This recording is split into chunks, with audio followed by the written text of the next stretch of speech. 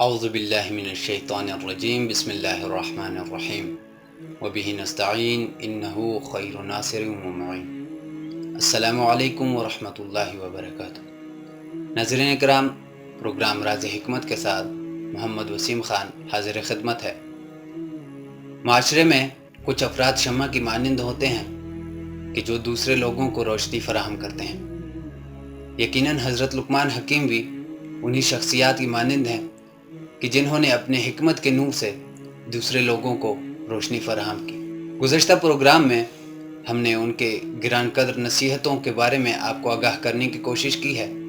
آج کے اس پروگرام میں اسی تسلسل کو برقرار رکھنے کے لیے ہمارے ساتھ موجود ہیں مولانا فرغت حسین صاحب۔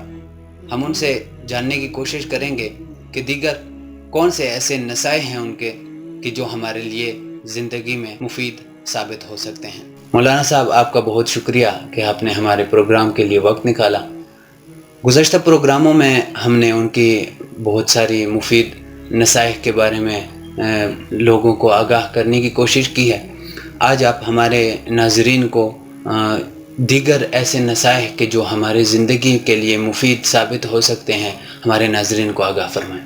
بسم اللہ الرحمن الرحیم۔ محمد وسیم خان، سب سے پہلے آپ کا شکریہ کہ آپ نے قرآنی موضوع پر گفتگو کرنے کا موقع فراہم کیا۔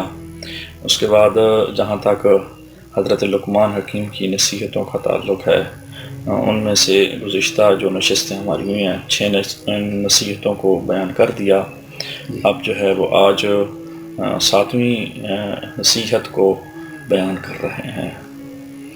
تو 7ویں جو نصیحت ہے سورہ لقمان میں آیت نمبر 18 میں ارشاد ہو رہا ہے کہ وَلَا تُصَعِّرْ خَدَّكَ لِلنَّاسِ، کہ لوگوں سے، اے میرے بیٹے، لوگوں سے رخ نہ پھیرو۔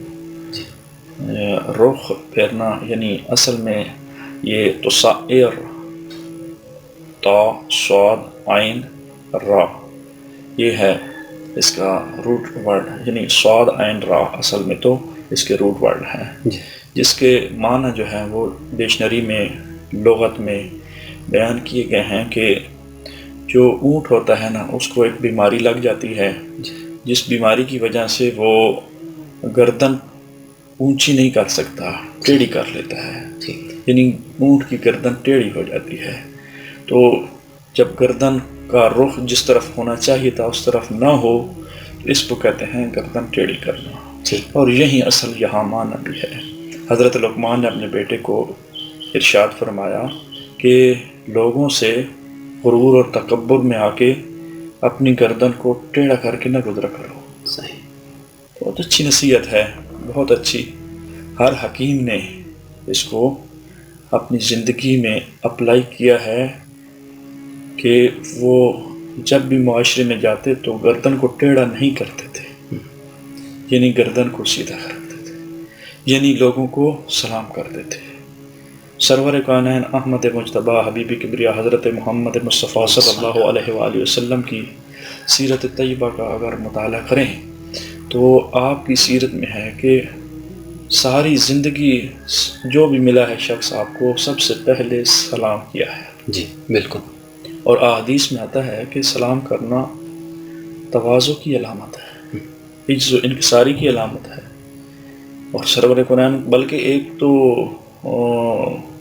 ملتا ہے روایت میں کہ کچھ اصحاب نے چھپ چھپ کے کوشش کی کہ حضور کو سلام پہلے کر لیں، لیکن سرور کونین صلی اللہ علیہ وسلم نے پھر بھی ان اصحاب جو چھپ کے سلام کرنا چاہتے ہیں ان کو سلام کرنے میں پہل کر لی۔ جی، یعنی کئی بار ایسا موقع آیا کہ سلام کرنے کے لیے اصحاب چاہتے تھے کہ ہم حضور پر سلام بھیجیں پہلے، لیکن حضور نے جو ہی بندہ نظر آیا، جو ہی اپنا صحابی نظر آیا تو سلام پہلے کر لیا، یعنی سلام میں پہل کی۔ تو سلام میں پہل کرنا تواضع کی علامت ہے۔ اسی طرح یہ چھوٹے چھوٹے کام ہمیں جو چھوٹے لگتے ہیں وہ عاجزی اور انکساری میں بڑے مقام رکھتے ہیں۔ بالکل۔ اور خود تواضع جو ہے یہ اللہ کے نزدیک بڑا مقام ہے، متواضع شخص کا، تواضع کرنے والے شخص کا۔ بہرحال سرور کونین نے آپ کے بارے میں مشہور ہے کہ حضور سرور کونین صلی اللہ علیہ وسلم نے کھانا کھاتے ہوئے کبھی بھی کسی چیز کا سہارا نہیں لیا تھا۔ ہمارے ہاں آج یہ بڑا بدقسمتی سے معاشرے میں رائج ہو چکا ہے یہ سلسلہ کہ کرسی لگا کے کھانا کھاتے ہیں بڑے اور تکبر اور غرور سے۔ تو کھانا کھانے میں بھی عجز و انکساری اللہ تعالیٰ کا یہ حکم ہے۔ سرور کونین کھانا کھاتے ہوئے کبھی بھی کسی دوسری چیز کا سہارا نہیں لیتے تھے، ساری زندگی آپ کی سیرت یہ رہی ہے۔ اسی طرح کی اور بھی چیزیں ہیں الغرض۔ اسی طرح کھانا کھانے میں غلاموں کے ساتھ بیٹھ جایا کرتے تھے، بلکہ ایک روایت میں ہے کہ غلاموں کے ساتھ کھانا کھا رہے تھے تو ایک عورت گزری اور جو آپ کو رسول، نبی اور سردار انبیاء مانتی تھی، تو اس نے تنزن حضور اکرم صلی اللہ علیہ وآلہ وسلم کو ارشاد فرمایا کہ اے عبداللہ کے بیٹے، اے آمنہ کے لال، آپ کو غلاموں کے ساتھ نہیں بیٹھنا چاہیے۔ اس کے نزدیک میرے نبی کی توہین تھی غلاموں کے ساتھ بیٹھنا، اس کے نزدیک سردار انبیاء ہو اور غلاموں کے ساتھ بیٹھے یہ نہیں جچتا تھا۔ لیکن سرور کونین نے بڑا خوبصورت جملہ ارشاد فرمایا وے کہ اے عبد اعبدو منی، اے خاتون تو نہیں جانتی کہ میں غلاموں میں سے ایک غلام ہوں۔ یعنی عجز و انکساری کا، تواضع کا یہ عالم تھا کہ اپنے آپ کو اللہ کا غلام، اللہ کا بندہ، اللہ کی بندگی کرنے والا یہ اظہار کرتے تھے۔